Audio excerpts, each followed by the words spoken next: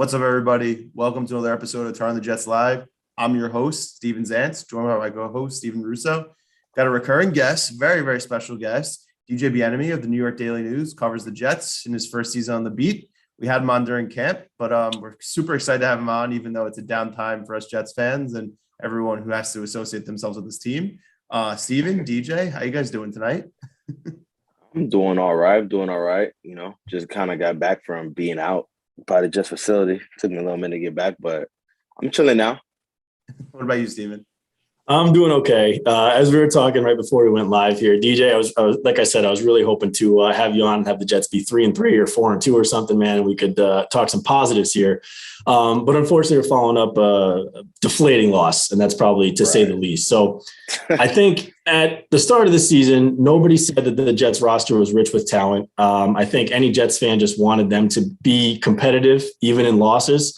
I mean, as you take a look at this, an honest, objective look at this, is the Jets roster really 40 points worse than the Patriots roster? I mean, where does the reality lie here when you look kind of at the first 6 games here? I think last week wasn't 40, but it was like 20, 30 because of no CJ Mosley, no Jared Davis, no Zach Wilson for most of the second half, actually second quarter on. So I think that it was kind of budding that way, because I mean, again, like the way the Patriots want to attack you, they want to find your weakest links, and as Robert Saleh said, they like to pick on certain players that have to stress the run pass conflict, which is why they're able to hit you a lot of play action. And without CJ Mosley, you just had there's nobody to really galvanize everybody, have everybody on the same page. Obviously, yeah, you got Marcus, but he's basically a deep safety. Sometimes he's in the box, but it's easy for you to pick on Quincy Williams, pick on Sherwood, pick on Cashman, because I mean those guys. I mean, Quincy's flashed a little bit, but he's a home run hitter, so you can pick on him. Sherwood is still learning how to play in the NFL, so they were just able to really pick on that. And I think, once Zach got hurt, it kind of took a lot of the air out of the team. And I don't think they're 40 points better, but the scoreboard was what the scoreboard said. So yeah. So I mean, when you look back at, the Jets had, we'll say they had okay games against Carolina and Carolina and Atlanta, right? We'll call them meh.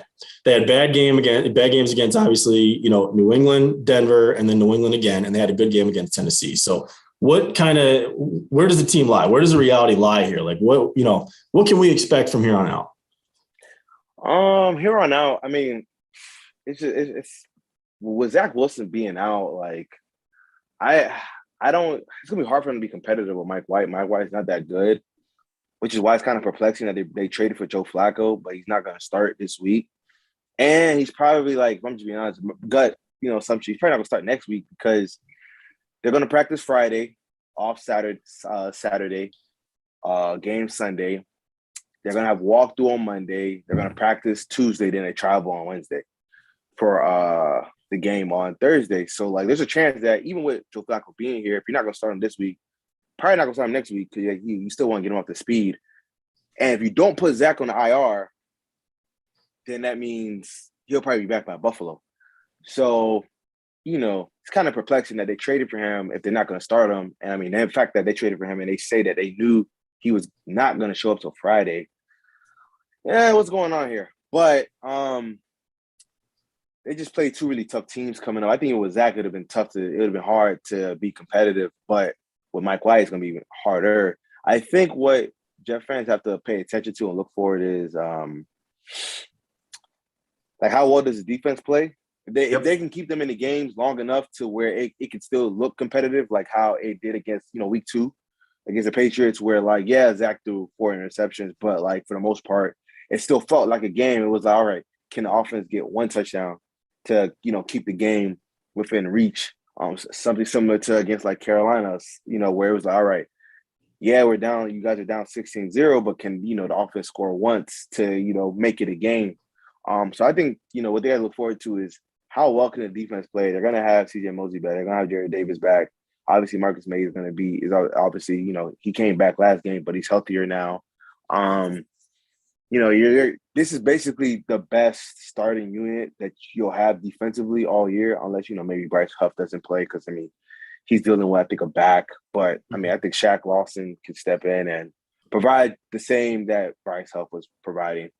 So I think to look forward just how the defense performs. Offense is going to be a struggle. It is what it is. The Bengals have a top 10. Well, I think it goes far to say top 10 scoring defense and holding teams under 20. So just to see how well the defense can play in these next two games against the Bengals and the Colts. Yeah, no, that's all great points. We really don't want to harp on the loss. I feel like anyone who watched it, whether you were a fan or like you who covers the team, you get what it was. They just were really out of the game at 1:30. I remember looking at the clock and I'm like, yeah, this game's over. It was 14-0. I'm like, I just don't see it and it wasn't even like Zach was struggling per se. I just felt like they just didn't have the juice, the energy. So what I wanted to know was, and a little bit of an overreaction question, but I'm curious because you're around the staff and the team a lot. Like, are you getting the sense that maybe the staff's in over their head? Joe, our savior over here, our leader, Caparosa, was at the game and he was like right by the bench. And he said throughout the game, there was no energy. It was just kind of dead. And it was something that kind of made him a little concerned because he's been very pro this staff, Salah, all that stuff. So I'm curious because you obviously have a closer eye than anybody else because you're around the team pretty much multiple times a week. So what do you think about that? I don't think they're in over their head. Because outside of this last game and the Denver game, they've all been competitive. And it just come down to like either getting onside or getting a stop on third down against the Falcons on 30-13. So they've been competitive. I just think they got, everybody's due for a stinker, like the Ravens lost 41-17 last week. The Chargers got blown out by the Ravens. It just happens, I think the Rams kind of, took it to the Bucks. Like every team is going to have 1 week where they kind of get punched in the mouth and, you just got to pack your bags, go home and recalibrate for the most part. I don't think the staff's in over their head. Offensive coordinator, defensive coordinator, head coach. I do think that they're learning on the fly. Yeah. And they're just dealing with some adversity right now. The roster isn't loaded with an abundance of talent. There's talent, but it's young. So like there's certain spots like outside of Marcus May and CJ Mosley and the D-line, like every other spot, like there's talent there, but it's young. It has to be developed. You know what I'm saying? So like whether it's quarterback, receiver, O-line, left side of O-line. So I think, it's just a process. You would hope that they didn't, wouldn't get blown out like that coming off a bye, but the Patriots, they were just clicking. They were. They took advantage. They just took advantage of the fact that C.J. Mosley and Jared Davis weren't playing, and they're able to really pick on the linebacker group because it was a lot of short passes that just turned into a big game. Screen passes, check downs to running backs in the flat, and running backs getting like 20 yards, or a swing to John Smith for a 25-yard gain. Like it was just, they were able to really execute. Like they were just a little machine. So they were doing everything that we want Zach to do that this offense has not done. The short intermediate throws, the quick screens. Right. And the Jets haven't been able to stop a screen or execute a screen in like a decade. It's been long. It's been tough for us. But kind of going off that, like I watched Salah's presser. I know you were there. I heard some of your good questions. He just looked really defeated today. And I know he had said some weird things with like having the extra quarterback on the roster. Right. Just, you could tell it's getting to him a little bit. The losing, it's harder than he's realized. Like, are you a little concerned about how he was carrying himself? Like, I know like on Sunday, he's going to be a little tough, raw because it just had happened.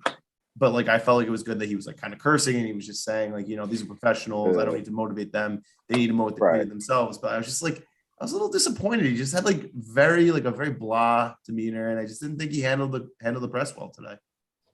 I'm not really concerned though. He's human. Then we all have, like, I don't know, man, maybe he woke up on the wrong side of the bed for the most part, like we don't know like how somebody, what their morning looked like. And then they had to carry that energy into the press conference. So I'll give him a pass for that, especially when it's a one-off. This is not like Adam Gase, you know what I'm saying? Where like, he's always off or weird or whatever. Totally. Yeah. Yeah, like Robert Saleh for the most part has been consistent, and when it comes to like his energy, his optimism, things of that nature.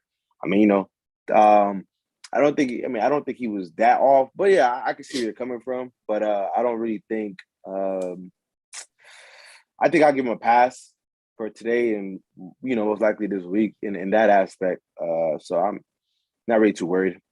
All right, you make me feel a little bit better. Yeah, I know you're leveling us out here, DJ. So we appreciate it.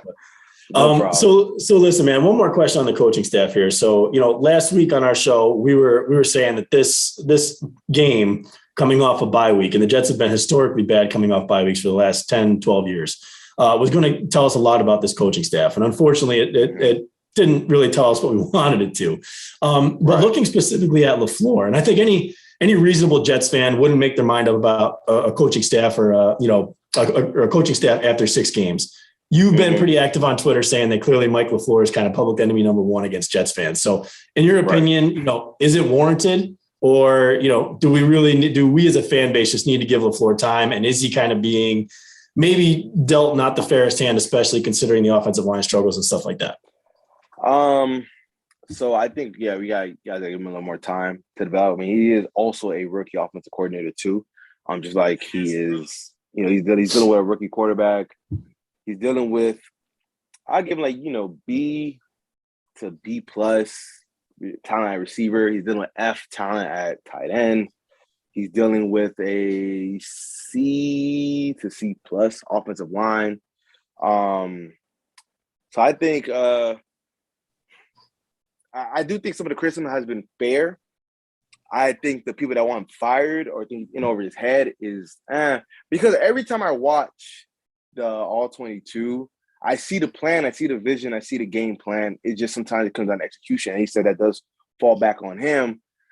Because, I think they're usually taking the bullets, but like that 4th-and-1 play where they're, running up the middles with Ty Johnson, and Connor McGovern gets beat across his face from a DN that was in a, wide technique.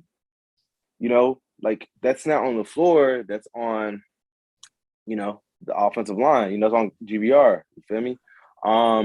And then like on the first play of the game, you run, you hand it off. People wanted something different, but you hand it off. GBR gets crushed. Then play 2, you go stretch left, and you have what's his name? You have Elijah Ray Tucker, who stays on his block just a second too long. That allows Bentley to scream through the B gap and get Michael Carter, who was able to make a few moves, and then boom, turn it into a 3-yard gain, which makes it like 3rd and 6.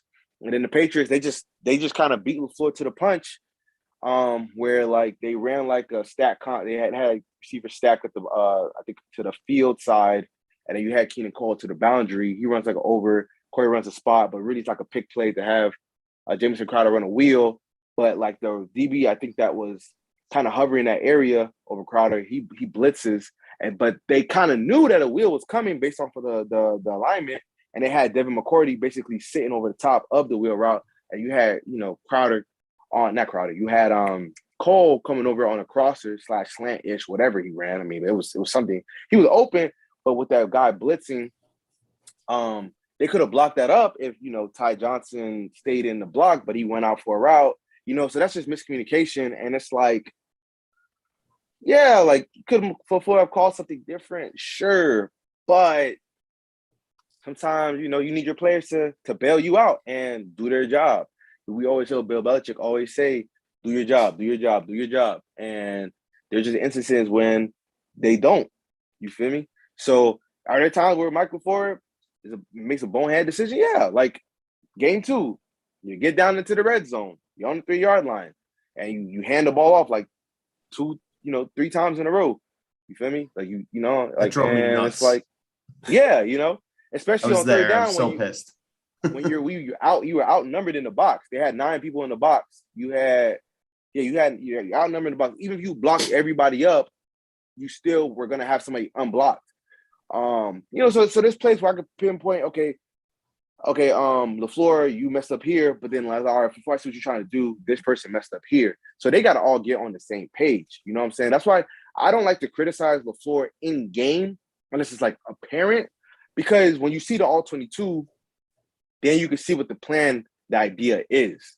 Versus when you're watching on a broadcast, all you see is down, say, you see the ball, you see Zach or Mike White now holding the ball, and then you see the ball being thrown. You don't see what's happening behind. You don't see what the coverage is. You don't even see the alignment on the defensive line because all you see is just 4 bodies, maybe 5, but you don't see how they're lined up. You don't see what the linebackers are on the field. You just see, just dots, basically, just humans on the screen. So you don't really know like what's happening.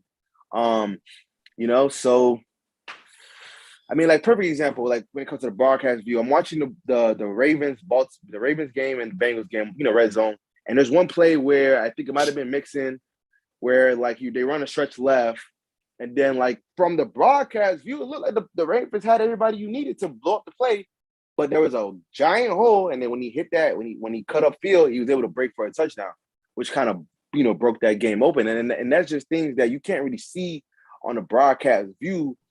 So like that's why I'm very hesitant to criticize before in game, because it's like I gotta see what's really happening. Because it's happening fast up in the press box. It is happening fast. Like you gotta pick. Okay, am I gonna look at the secondary, or am I gonna look at the D line, or am I gonna look at Zach, or am I gonna look at there's so much that you gotta really pick. Okay, what do I want to look at on this play? Because there's so much happening, and I only have 2 eyes, So yeah, don't worry, I know. We get it. That was good though. That was good. Yeah. It definitely was, and I think we've all had a problem here and there with some situational play calling from Michael Floor, but I do know the tape can tell a different story. I know one of the big ones that actually Will Parkinson brought up on our show last week was that Atlanta game. They had like a 2nd and 2, and they threw that ball back across the field to Jameson Crowder, 3 guys out the block, and they let 1 guy slip through.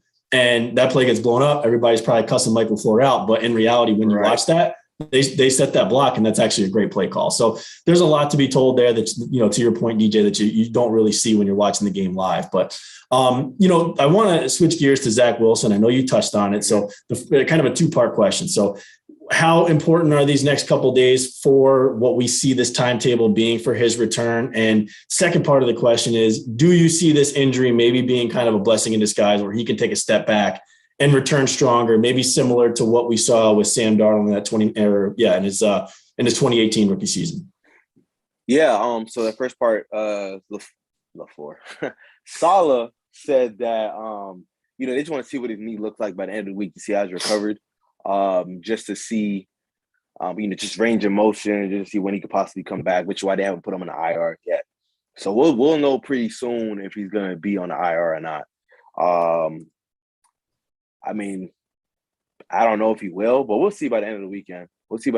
I think that'll kind of answer all that. They just want to see like what his range of motion is. So to the blessing in disguise part, yeah, absolutely.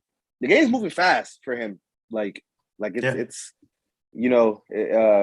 just moving fast for him at times. Like, I'm not gonna lie. There's just times where like he'll just hold it a split second too long, because that's something you can get away with at BYU, but you just can't get away with that in the NFL. Because even the play where he got hurt, yes, like before, you're tripping. Like, why do you have Ryan Griffin one-on-one with Matthew Udon? Even though when he explained it, it makes sense. But again, you got to prepare for what if Matthew Udon blitzes. You have him one-on-one with Ryan Griffin. But if Zach Wilson gets the ball just a touch a bit earlier, then okay, now Matthew Udon isn't able to get to him. And to be honest, Zach didn't even need to throw that ball deep, even though, they got down the 2-yard line. Corey Davis was wide open on a crosser. Because the 2 linebackers, they sunk in. They sunk in on the play action. Yeah, Corey Davis wide open on a crosser down the sideline.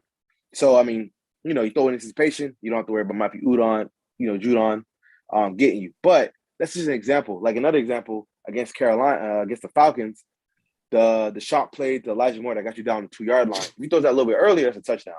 But he waited just a little bit long, just a touch a bit longer. And yeah, you got the PI. But again, that's an example of, if you get the ball just a half a second early, or even a second earlier, that could be a touchdown, So it's just little plays like that Zach could, if he sits back, he could just see the speed of the game, just go back into the film study, pick Mike White's brain a little bit, or tell Mike White what he's seen, and being able to be almost like a big brother in that aspect. We're like, yo, this is what I'm seeing. They can have that dialogue. And then same with, Flacco's going to be, he can pick Flacco's brain. Obviously, he's been picking Josh Johnson's brain. So those things he'll be able to do on the sideline. So, it can be a blessing in disguise. You just have to capitalize on it. Yeah.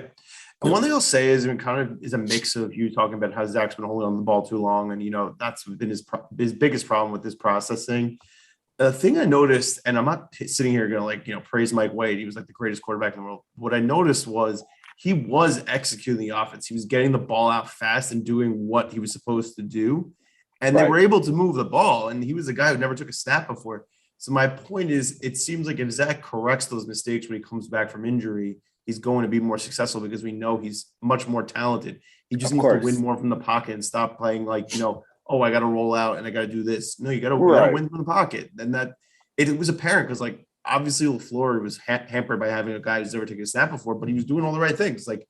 His arm is Chad Pennington level. I was I thought he had a better arm than that. I'm like, this guy can't even really throw the ball that hard. I mean, is that? I'm kind of surprised in the NFL. He was lobbing the ball up, and I'm surprised he didn't have more interceptions. But when he hit, he made some good plays. I mean, he wasn't great, but for someone who never played before, I was expecting the Luke Falk experience in 2019 where they literally could not. You might get it. Oh, you might get it this week. You might get it this week. Jeez. Please don't right. wish that on us, man. You got to cover this team, man. At Is- least you're going to pay to watch this. Don't remind me. DJ, is he going to have a quick hook in your eyes for Josh Johnson this week? No. He's getting the whole game. Yeah, I think he's getting the whole game.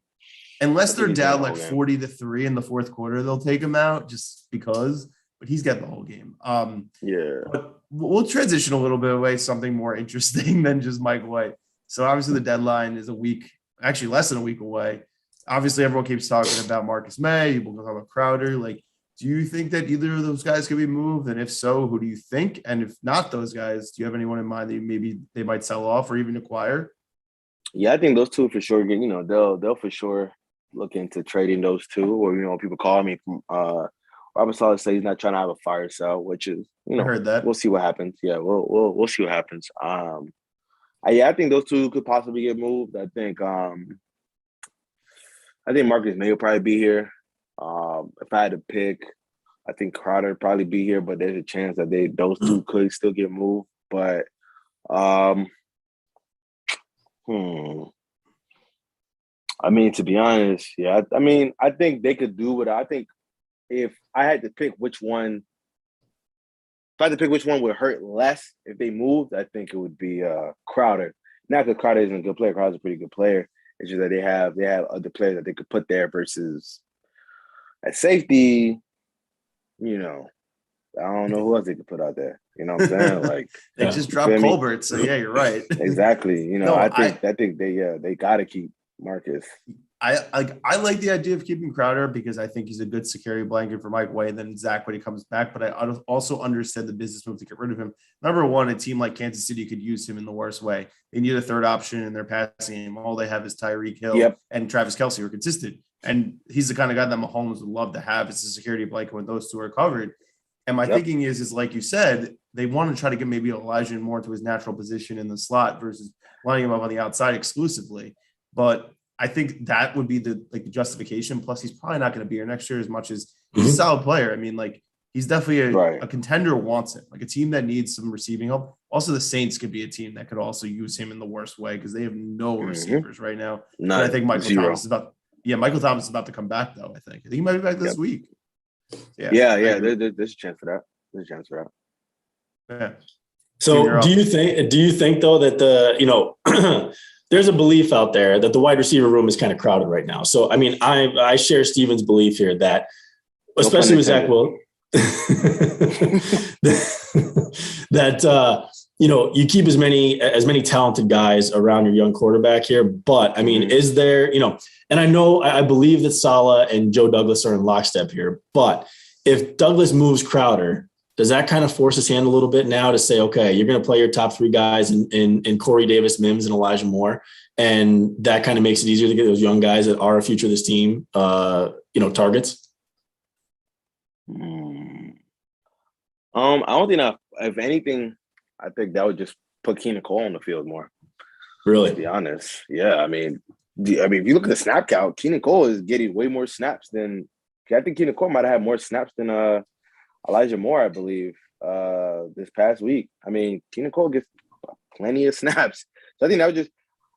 I think with the Denzel Mims situation, I think, I mean, it's a very odd situation, but it's kind of the situation that we're just in at this point. You know what I'm saying? Like, I feel that Elijah Moore can play on the outside. I mean, he hasn't, to be honest, he hasn't really shown much from the slot or the outside.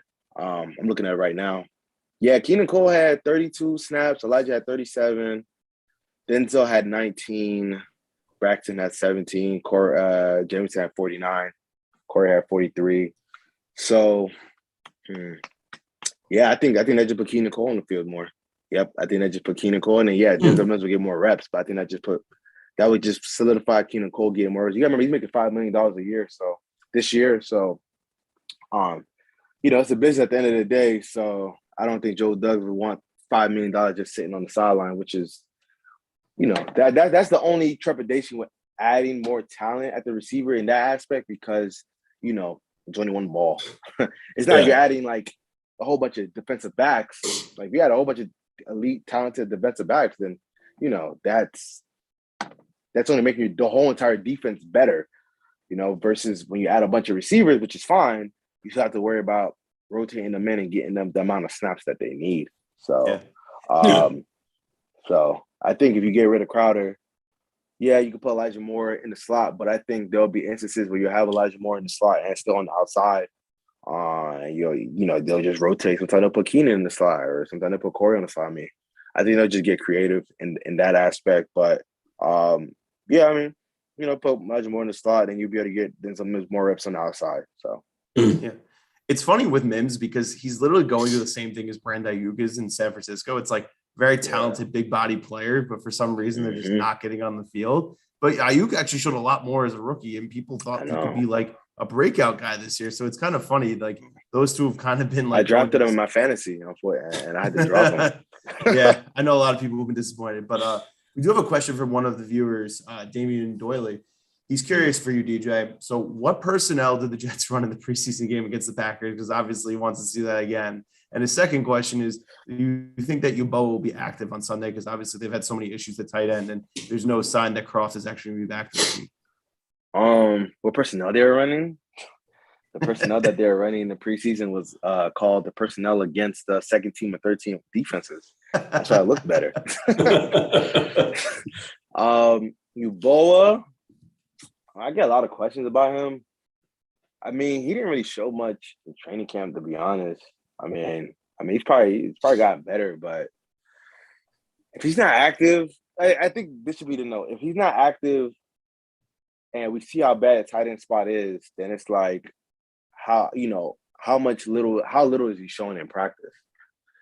I mean, I think that's what it comes down to. He has some talent. It's not that he doesn't have talent, but I think the tight end spot is what it is at this point. I don't think there's any answer unless you try to trade for somebody like a Jordan Howard or some OJ Howard or something like that, or Melvin Ingram, not Melvin Ingram, Evan Ingram. Get all my names mixed up. But yeah, I think those are your best chances. I don't think Kenny fixes anything like at all. So don't disrespect Kenny. I mean, that's just what he did. I don't know if he'll be active. I mean, he wasn't active last week when Croft was out. Oh, but West Coast is dealing with a knee injury, so he might be. He might be active. Right. Yeah, he's dealing with a knee injury, so he might be. Jets active. have had a tight end problem since Dustin Keller left, and I know Dustin Keller the Dolphins for literally that one preseason. Then someone blew out his knee. Mm-hmm. Yeah, sorry about that. No, actually, Safarian Jenkins was good for 1 year, but it was like 1 year wonder. But I'm talking about in terms of consistency. Dustin Keller was really talented. He just was always hurt. That was the problem. Right. He was a good player, though. So one player I think who's actually been impressive, actually both Michael Carter's have been impressive, but I'm talking specifically about Michael Carter, the running back. Do you think because Coleman was out, he took the opportunity to kind of really be the lead guy? Do you think that he's distinguished himself as a lead back, or you still think they're going to go committee, especially when Coleman comes back? Because personally, I think that they should only use Coleman and Ty Johnson. Carter and Ty Johnson. I know Coleman's the best pass protector, which is why he's had a role in the team. But I just think that you got to go with the most talented guys, and Carter always makes some good plays. I know they haven't had 100 yards rushing yet, at least from one guy individually, but I really like him. I think he's got juice. I think he's good at catching the ball in the backfield. I've been impressed with him, even though this team is absolutely atrocious. He's been solid. He's been solid. I think, he's been solid. I think the O-line has been more of the issue why he hasn't had the numbers that he could have had.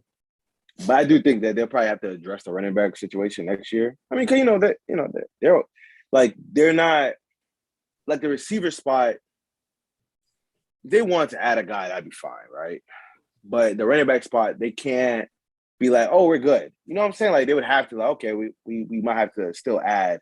Like that's a position that we gotta look at because they're serviceable, but like, do you want serviceable or do you want dynamic playmakers? You know what I'm saying? Like, granted, they haven't had the opportunities to do that, especially behind this offensive line at times. But Ty Johnson's been fine. Mark Carter's been fine. Tevin Coleman obviously has also been fine. But I think that should come more down to the offensive line, which is why they haven't been able to have more production. But I think it'll still be committee regardless, to be honest. I think it'll still be a committee. Yeah.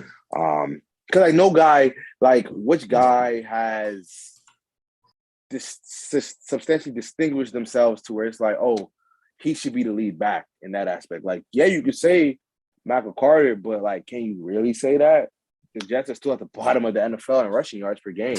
So can you really say, yeah, Michael Carter, if you're saying that, you're just saying that because he's a 4th-round pick and you like him and you want to see that draft pick, see what it can turn into. But in reality, he hasn't really oh, yeah, we should make him the lead horse in that aspect. You're going to get the same reduction between him and Michael Carter.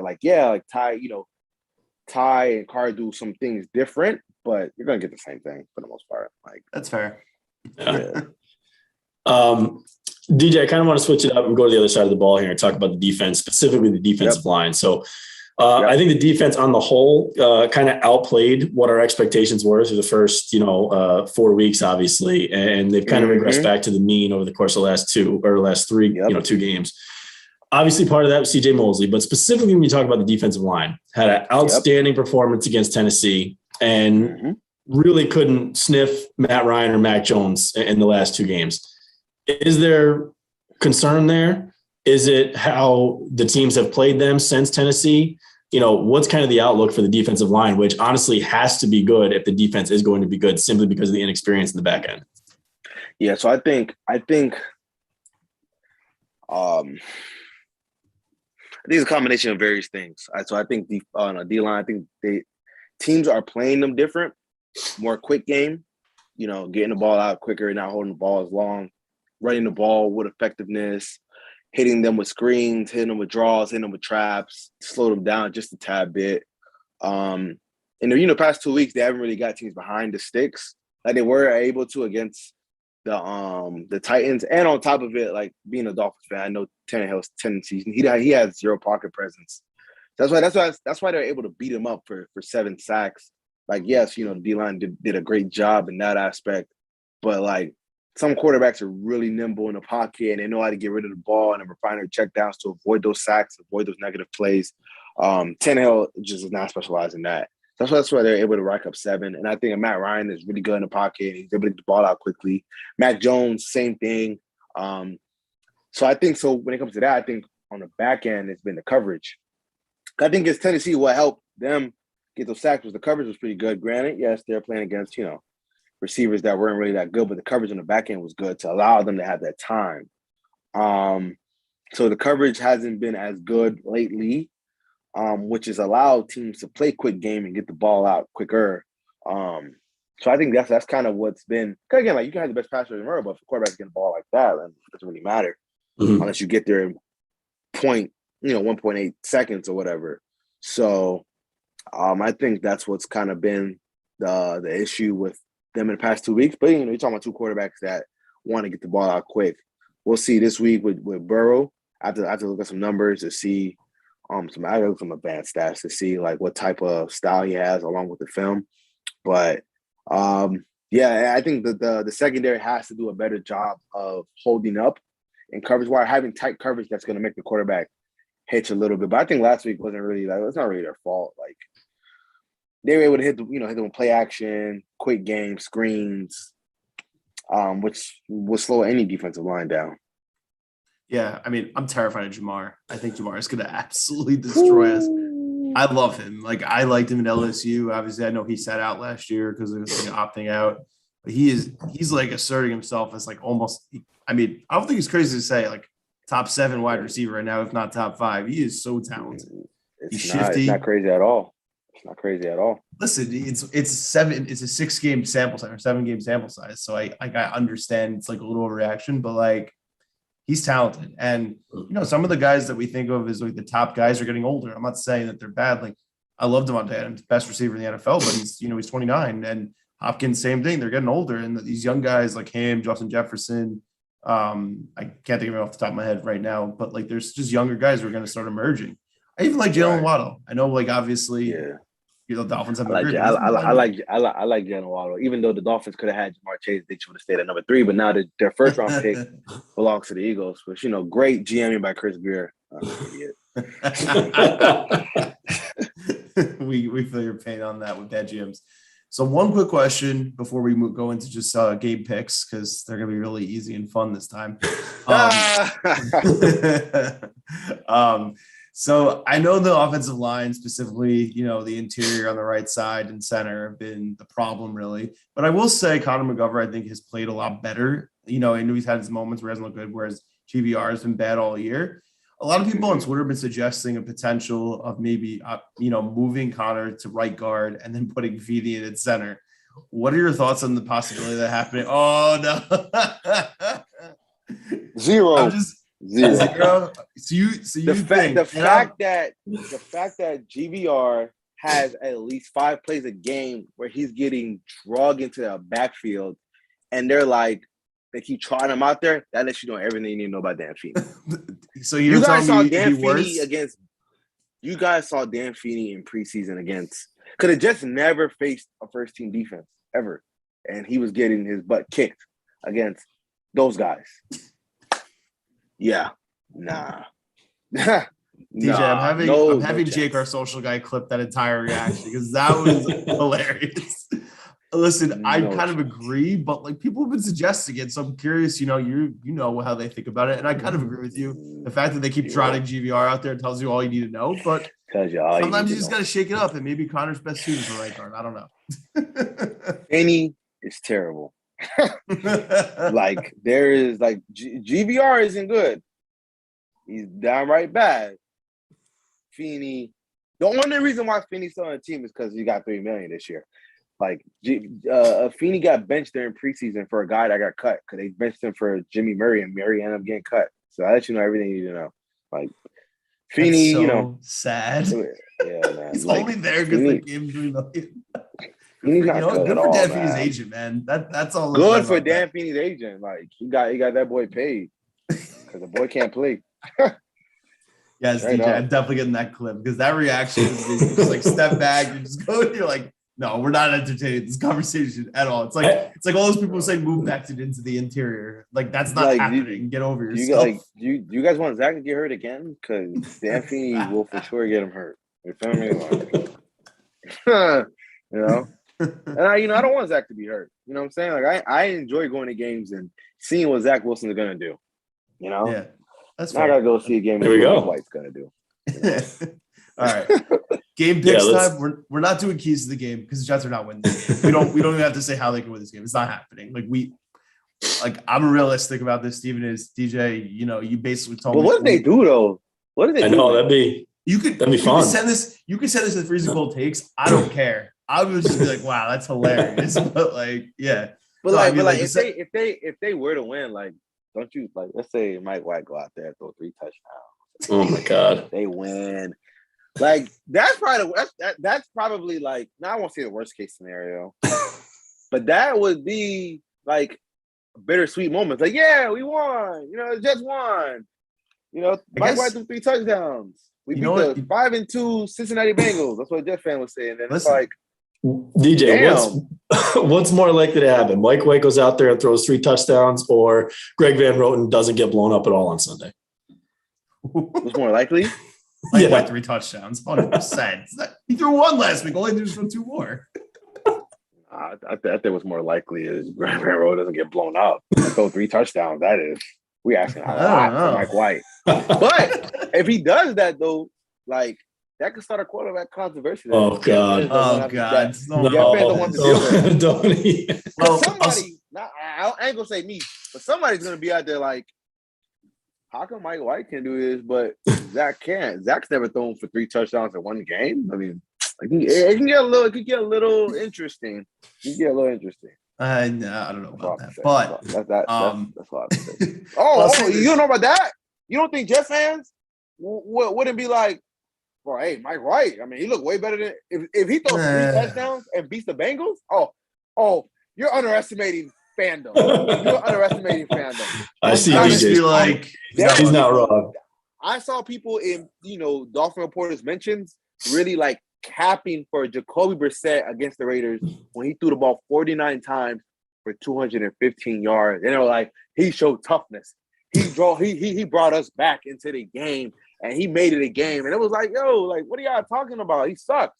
But when a guy wins, I'm trying to tell you, and they put up some, interesting stats, people can lose their mind. No, it's true. Listen, I'll say this because you said, what if it happens? I guess the one point of emphasis here is that the Jets did go to LA last year, beat the Rams when they literally had no wins. So exactly. Hey, I guess it's possible, but like anything's you possible. Never know. You never any given Sunday. Any given Sunday. All right. Yeah, but this Sunday though, probably not. Maybe the Thursday game. I give a better chance with Indianapolis because Indianapolis has had moments where they've been terrible. Yeah. I know they're playing much better lately, but they were awful the first few weeks of the season. So, all right.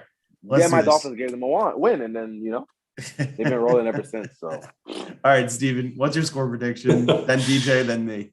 All right. I'll say 31-14 Bengals. I think Mike White looks decent. Falters late, though. Jets, keep it closer than the score looks, but it's not going to be, that competitive that we're really looking for. But, 31-14 Bengals are just too hot right now. What about you, DJ? I'll give it like 27-10, but one of the 3 points gonna come in the first quarter. If I bold prediction. All right, bold prediction there. I like it. It's gonna come in the first. They're gonna score on their first drive. They're gonna score on their first. Well, they're gonna score in the first quarter. My bad. I didn't mean to say first drive. If the Jets score a touchdown in the first quarter and that's all that they score, I'll be happy. We scored a first. No, it's been. No, you they won't. haven't. No, you won't. If they score 7 points and that's it, you won't be happy. All right. I got to be consistent with my gambling picks, which are coming out later this week. So I definitely think 35-10. I think that, the Bengals go train on us and we go over. It's 43. I think that the Jets will have some meaningless touchdown. Maybe Elijah gets another. I hope he just gets a lot of touches. We get to see Elijah do some things. But, yeah, this game is just – it's not happening. Like, honestly, I feel bad for the people like Will, the people who have to go, who have season tickets, just like – I'm going because I have to, not because I want to. I know it's kind of like you, DJ. You're just like, you have to. I want to go though. I like going to the games. I like going. I get free food. I got to watch football. Wait, so let me ask you, do you sit next to Connor Hughes in the box because he has his like rankings of the food every week? It depends. Last week I sat next to Rich, but most home again I sit next to Kaz. Okay. Most home guys. Kaz is a very funny sit next to guy to listen to. I'm telling you, like Kaz, out of all the people want to be, I think Kaz wants the Jets to be good as much as anybody else. That's why he is so snarky because like he wants to cover a good team, more than anything. So I think that's why, he's more snarky and more annoying. Like, his is more annoying because it's like, I swear to God, I remember it was one game. I forgot. It might have been the Patriots game. I swear to God, this man was really rubbing his head in distraught. Like, why can't they just be competent? And that was against the Patriots. So, like, I know Kaz is a lot of shit, but, like, Kaz wants the Jets to be good. Yeah, you know, it's funny. He's not a fan of the Jets. They're he more wants fun them to be good. They're more fun to cover when they're good. I mean, we want the Jets to be good. It's just more fun to talk about. Yeah. And I heard, I don't know if you heard this earlier, Steven, but DJ actually slipped and almost said we when he was talking about Zach Wilson throwing it up to Keelan Cole. He did. I heard it, man. It was the No, but DJ, you know what's funny about Kaz? Like, I don't love the way he writes about the team, but he used to go on the Fan every week. I mean, I think he still does, but he used to go on Joe and Evan a lot. And I actually liked him more when he would talk because I could see what you're saying. Like, he was always just kind of giving everyone the benefit of the doubt and was hoping that things would work out. Like, he gave Gase way too big of a pass. He was like, you gotta give him some time. You got to give him some. I'm like, what? This guy has a track record. He coached for 3 years elsewhere. We know he stinks. It wasn't like, Yep. All right, yeah, DJ. he for sure wants he more than anybody on the beat, in my opinion, wants the team to be good because he wants to cover a good team. I mean, me, I'm too young to know the difference right now. Yeah. So Is Connor mad at you for exposing his Giants fandom? Because that nah. I wanted to text Connor and be like, Connor, what are you doing? Like, you're like, you should lean into it, like how I lean into it. Like, she should have been like, yeah, I'm a Giants fan. Fuck it, okay, and just let it ride. Like you know, like Jet fans don't really care that much. Like, okay, you're a Giants fan. Like, okay, you grew up in the Northeast. You grew up in Jersey. Like, he's a Knicks fan. A Jets fan or yeah. I mean, you're a Knicks fan, so like you can win those fans back. But he was just like, how long are you guys going to keep that? It's like, yo, Connor, you can't take this shit that serious because then they're gonna keep coming at you. You know, you gotta laugh with it. You know, and they're bad. Yeah, So like, you know, you can relate to something. That's why, you know, when people show me like Dolphins scores, I'm like, yeah, they suck. What else? You know? All right, DJ. So we've talked about this before. This is not football related. Where's the apology for Tyler Hero? I know you hate him. What? Playing well. Tyler Hero? He had like 13 points last game. Ain't no apology. Playing well though. He's off to a good start. Right now, it's halftime. The Heat are down 51-49 to the Brooklyn Nets, and Tyler Hero has 9 points. 4 for 12 shooting, and you think I'm gonna apologize for that because he had a flugazy 30-something points against the Pacers, which they lost. No, ain't no apology. He should have been in Houston. She should have been in Houston, and James Harden should have been in Miami, and that is that. I'm just kidding. I knew that you're like the biggest anti-Tyler Hero guy, but I'm offended because Bleacher Report did a like top 20 under 24 guys, and they put him in front of RJ Barrett. You will take RJ Barrett over him. I just don't understand. Like, I remember they had like when they're like a top 100 last year. Yeah, list that they do. They had like Tyler Hero like in the 50s range, and I'm just like, what are you guys seeing? At that point, I was like, okay, that playoff run has people kind of drunk.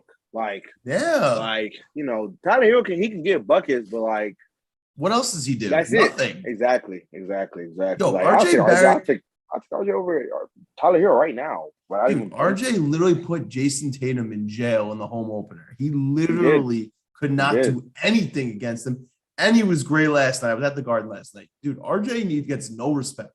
Sorry, that's my RJ. Yeah, but DJ, you know, we love having you on. We'll definitely have you on again in the off season because I know you're a busy man. We're doing a great job. You know, I'm just curious, is it different? Is it like what you expected being on the beat during the season? Or like, how do you, like, real quick, like, what do you think about how it's been?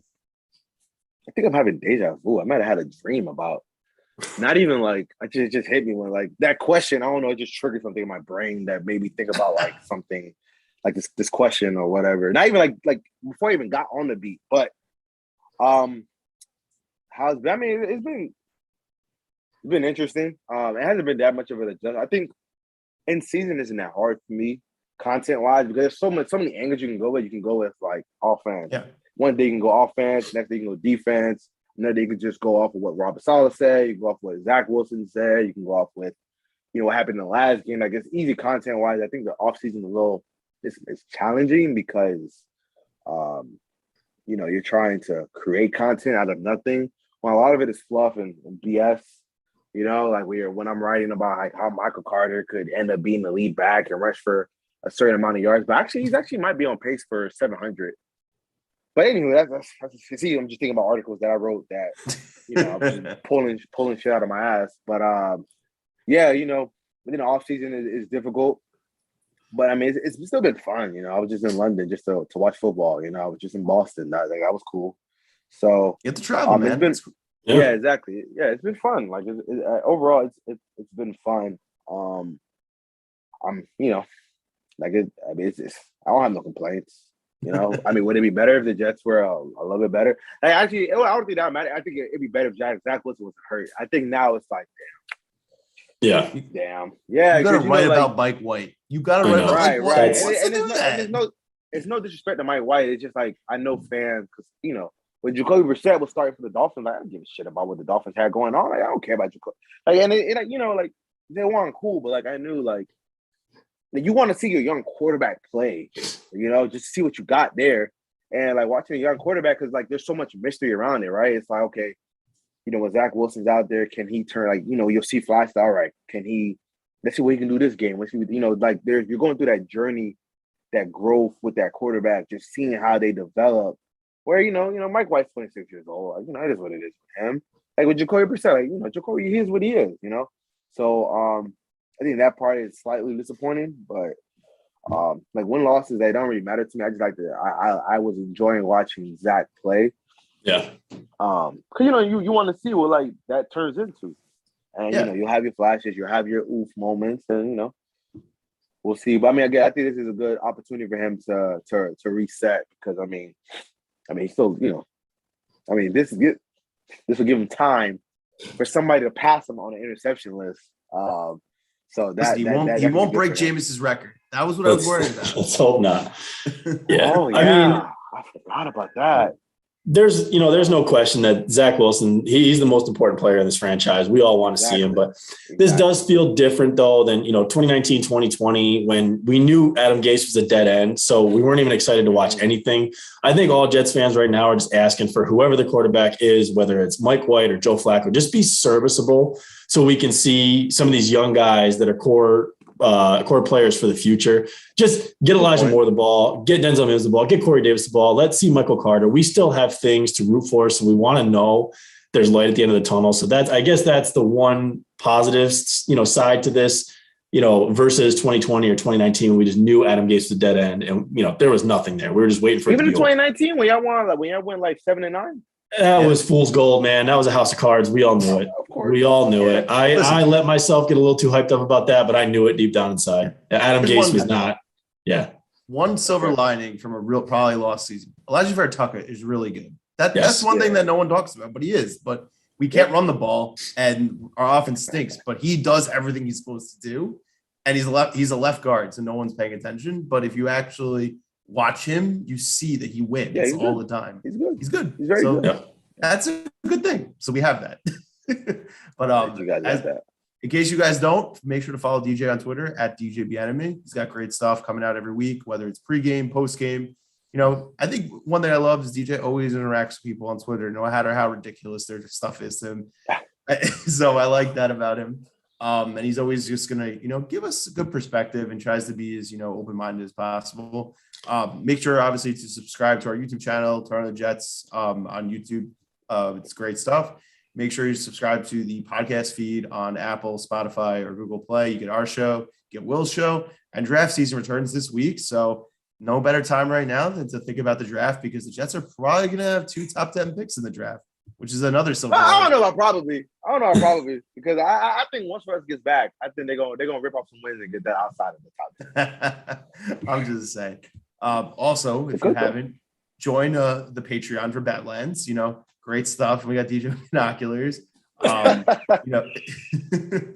And we're doing our watch party for the Colts game in Hoboken, the Shepherd and Knucklehead, which will be a lot of fun. I know it's obviously not going to be a great product to watch on TV, but you'll get all your TOJ Badlands stuff. I'll be there. Connor, Joe, Greg Armstrong, Will, and I think Dalvin will be there too. Steven, unfortunately, will not, but we give him a pass for that. And if you guys don't know, make sure you go to Tap RM, our presenting sponsor of Badlands. Just dying it, DJ. Use the promo code JETS50 to get $50 off your first order of $100 on really cool